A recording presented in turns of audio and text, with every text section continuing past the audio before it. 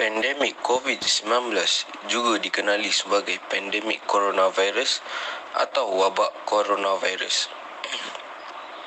Ianya ialah pandemik penyakit coronavirus 2019 yang sedang berlaku secara global berpunca daripada coronavirus sindrom pernafasan akut teruk 2. Juga boleh dikenali sebagai SARS-CoV-2.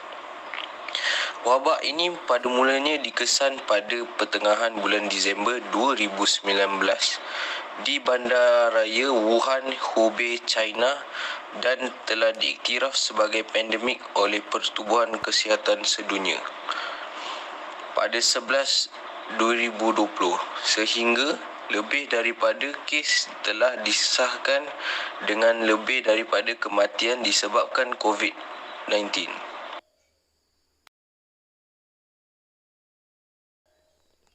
Virus ini kebanyakannya menular antara seseorang dengan cara yang serupa dengan influenza melalui titisan pernafasan daripada bentuk batuk atau bersin.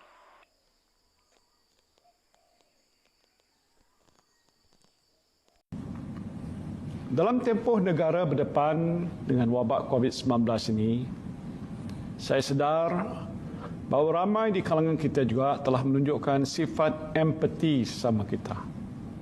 Kita saksikan ramai rakyat Malaysia menzahirkan merupakan keupayaan individu atau kumpulan untuk memahami sentimen, aspirasi, kebimbangan, cita-cita individu ataupun kumpulan yang lain.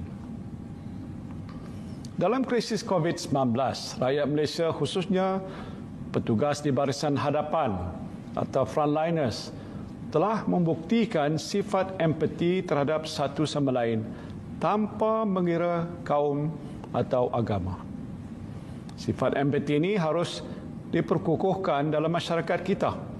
Sifat inilah yang membantu usaha kita mengatasi cabaran perkauman dengan lebih berkesan. Kita perlu terus menjeburkan sifat empati ini dalam kita hendak memahami isu-isu kaum dari perspektif yang lebih seimbang dan menyeluruh.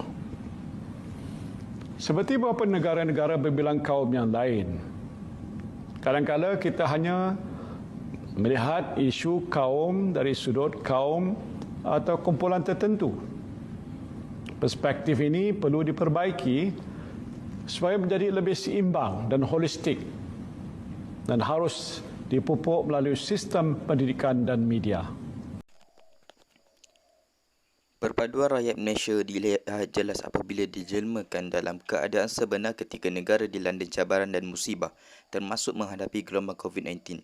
Perdana Menteri Tan Sri Muhyiddin Yassin berkata dalam tempoh itu dapat disaksikan semangat perpaduan yang ditunjukkan seluruh rakyat Malaysia tanpa mengira kaum dan agama. Menurutnya, ramai orang menunjukkan sifat empati dan menzahirkan keupayaan individu atau kumpulan untuk memahami sentimen, aspirasi, kebimbangan dan cita-cita individu atau kumpulan yang lain. Dalam krisis COVID-19, rakyat Malaysia khususnya petugas barisan hadapan telah membuktikan sifat empati terhadap satu sama lain tanpa mengira kaum atau agama. Sifat empati ini harus diperkukuhkan dalam masyarakat kita. Sifat ini membantu kita mengatasi cabaran perkauman dengan lebih berkesan. Kita perlu teruskan menyuburkan sifat empati ini dalam diri kita supaya kita dapat memahami isi kaum daripada perspektif lebih seimbang dan menyeluruh.